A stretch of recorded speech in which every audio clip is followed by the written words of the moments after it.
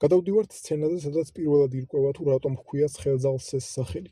ამერიკაში ხინგალი არის? ხინგალი არა. ცუდია. ხოდობია. ხოდობია. ცხელძაღლი. მაგრამ არც ასე მარტივად არის საქმე. როცა კითხულობენ რას ნიშნავს ცხელძაღლი და ეს მომენტი მოჰყავთ ხოლმე, ივიწყებენ იმას, რომ ცხელძაღლს დამატებითი მნიშვნელობაც აქვს.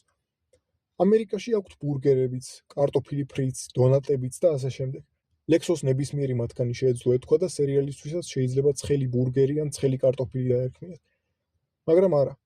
სწორედ ცხელი ძაღლია ის სახელი, რომელიც ამ სერიალს უხდება.